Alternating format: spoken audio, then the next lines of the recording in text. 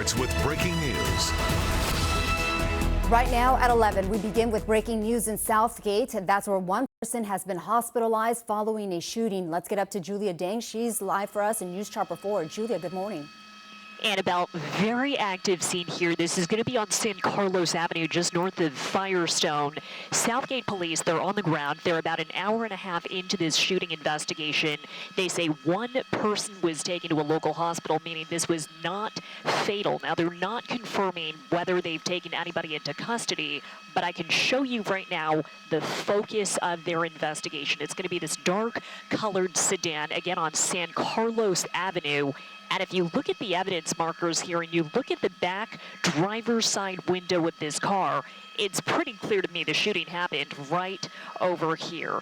You can see officers down on the ground. LA County Fire got the call around 9:40 this morning. For now, they've got about 2 blocks of Firestone Boulevard taped off. That's only going to be on the eastbound side. You can see westbound traffic is still moving. If you need an alternate, you can take Ardmore and you can take Southern. We're live in News Chopper 4. Back to you. All right, active scene there, Julia. We will stay on top of it. Thank you very much for that. Good morning, everyone. Thank you for joining us. I'm Annabelle Sedano. Now to more breaking news, this time in Arleta, where we've been following a standoff all morning long. It's been 10 hours since police were first called to a home where a man is reportedly inside with several weapons. Members of the SWAT team are there trying to get him to surrender. NBC4's John Cadisplimac is live on Gruen Street with the latest developments. John.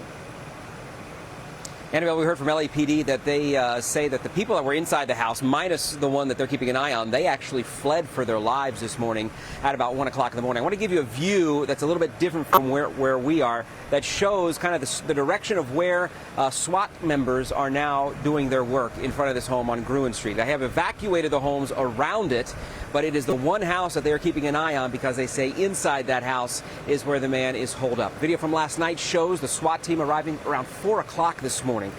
Police in tactical gear moving into that neighborhood and announcing for everyone to disperse the area while they try to handle this. The concern is that this guy inside has multiple weapons, and they don't know what type of firepower he actually has. His mom told police that he had at least an AR rifle, as well as handguns and a bunch of ammunition in his bedroom. And police tell us that they actually did deploy gas into the house. Didn't work. The man is still inside as we speak. But there's been a problem because of that. I want to show you this video. There's an elementary school just up the street from here, Beachy Avenue Elementary School. They had to shut down for the whole day because of this, because they're so close to where all of this is happening. So those students, the parents, the staff, they all went to Canterbury Middle School. That's where we talked to one of the parents about this whole ordeal this morning. I would assume it makes it difficult in the mornings all of a sudden to have to change course and go somewhere else. Oh yeah, most definitely. What about the idea of this is a different school for them? Are they scared? Have you guys had a conversation over what's going on? It was like very brief. It was just like, oh, we're just gonna go over here, and very terrifying.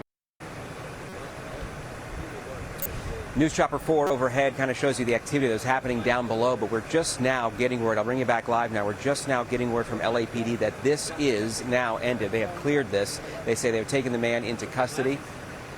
Did you have something else? Yeah. Officer Miller? No, we're live right now. Do you want to say something else? In custody, no injuries. All right, that's what LAPD has for us right now. So the good news is this thing is finally over, which means neighbors should be allowed to get back home pretty soon. Annabelle, that's the latest from our lead. I'll send it back to you. That's a very good update, John. Thank you so much for that. And we have more breaking news in Huntington Beach. Detectives are at the scene of a shooting investigation at what appears to be a California closets business. We know at least one person was taken to the hospital. This is near Skyline Road and Springdale Street in Huntington Beach. NBC4's Hetty Chang is there with new details from police. Hetty, good morning. Annabelle, good morning to you. We just got a briefing from the spokesperson from the Huntington Beach Police Department about 20 minutes ago. He told us 2 things about this shooting. One, that police investigators do not believe that this was a random shooting. They believe that this was an isolated incident. And 2, they do not believe there's a threat to public safety here. Police did say that the shooter fled from this location. We don't know if that was by foot or by car. But we want to show you, yes, it is a very active scene here. This is the side of the California Closets business on Skylab road. You can see a number of police investigators still here processing the scene. We know police got a call at 7:15 this morning of a disturbance. When they arrived here at the business, they found one person shot. Police did just confirm that person is a man, and that man was rushed to the hospital. You can see from News Chopper 4 there are many evidence markers showing bullet casings near the side and rear entrances of the building. But here from the ground, we can also see more evidence markers near an older model gray pickup truck, along with some gloves and blood on the ground there. We're trying to get information on whether the person who was shot, a man, ran over to the other side of the parking lot before that person got medical aid. But again, not too many details coming from police at this time. This is going to be still a very fluid and active investigation throughout the day, and they're not really releasing at this point what led it up to that disturbance call at about 7:15 this morning that led to a shooting. That's the very latest live here in Huntington Beach. Hetty Chang, NBC4 News. All right, Hetty, thank you so much for that. And of course, we are going to stay on top of this one as well. Thank you. More breaking news, and this time in our nation's capital. Just 10 minutes ago, President Donald Trump met with Ukrainian President Volodymyr Zelensky at the White House to discuss a path for ending the war in Ukraine. The meeting comes days after the president met with Russia's president. NBC4's Conan Nolan joins us live from the newsroom with those details. Conan. That's right. Days ago, when the president literally rolled out the red carpet for the president of Russia in anticipation of what some thought would be an announcement of a ceasefire, no announcement came, nor even it was implied that a ceasefire would be close. And we've been looking forward to this particular exchange with the president of the United States president, obviously, and the president of Ukraine. Keep in mind, in February, they also met at the Oval Office. It was a much different event, and it was a disaster for the Ukrainian president and to a certain degree for the White House, as Mr. Trump and Vice President J.D. Vance lit into him for everything from not wearing a suit to actually being ungrateful for the aid.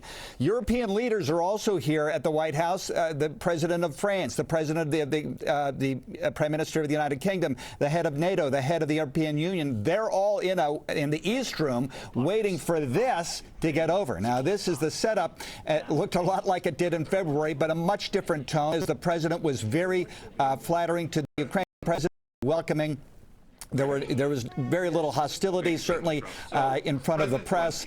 Mr. Trump, though, when asked a couple of times whether or not the United States would send in troops to help ensure or police a ceasefire, was fairly uncommittal. Here was some of the exchange.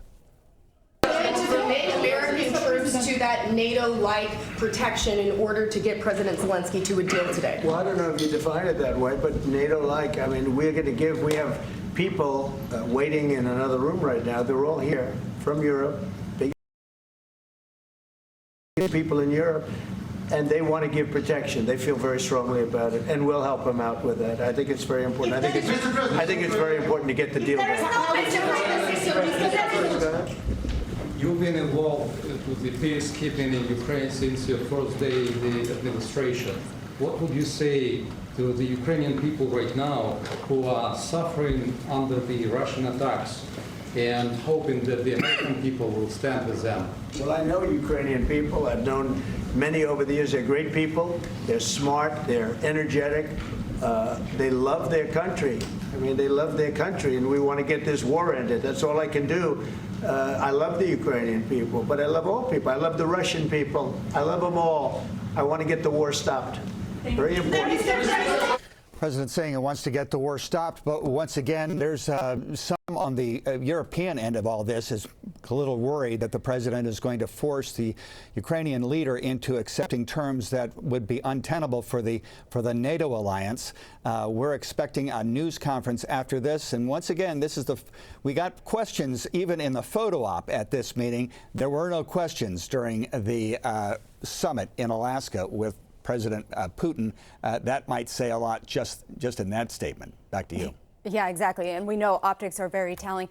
Conan, if a deal is reached, what would the impact be, let's say, for NATO or the U.S.? Well, it depends on the deal.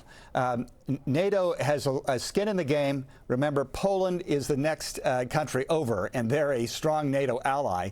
So the North Atlantic Treaty Organization is very much interested in Ukraine maintaining the integrity of its borders. They, I don't think, would be happy if, again, the Ukrainian leadership is pressured into taking a ceasefire or a armistice that allows Russia territory they weren't able to get during the invasion. And so,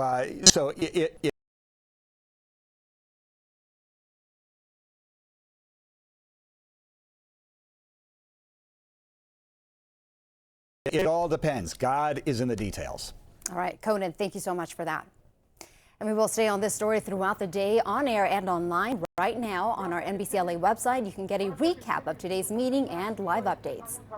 All right, guys. Let's go outside and take a live look there at LAX. We're in store for a warm-up this week. Our meteorologist, Stephanie Olmo, she's here. She's tracking those conditions for us. So how soon can we see this or expect this warm-up? Well, it's beginning today, Annabelle. We've been talking about a nice stretch of nice, comfortable temperatures below normal, but that's no longer the case as we continue this week. Today, we're feeling that warm-up. It continues to warm as the week continues. Right now, we're checking out this live picture of Mount Wilson. Mostly sunny skies as we continue at this hour, and temperatures in Glendora, well, it's not showing, but it was in the upper 60s here when I saw it just a bit ago. Satellite and radar, we're looking at mostly clear skies. We started up with a little bit of that marine layer, some clouds and fog to start up the day, but it's quickly cleared. We're looking at some lingering clouds, especially in areas along the coast there of Ventura County, but we have cleared up even along the coast there of LA County. But temperatures right now in Victorville at 84, 83 in Lancaster, 81. In Ontario, 81 also in Van Nuys and downtown LA, upper 70s in Anaheim, 75 in Santa Ana. As we go over the temperature change map, you're able to see once again this warm up. It's beginning today. It will gradually warm each day as we continue here this week. Temperatures 5-6 degrees warmer now compared to just 24 hours ago. We're 8 degrees warmer there in Van Nuys. So stay tuned. We're talking about some alerts that the National Weather Service has issued. Goes into effect on Wednesday. More on that in just a little bit. For now, back to you, Annabelle. All right, Steph, thank you so much for that. Coming up next here at 11, talk about an uninvited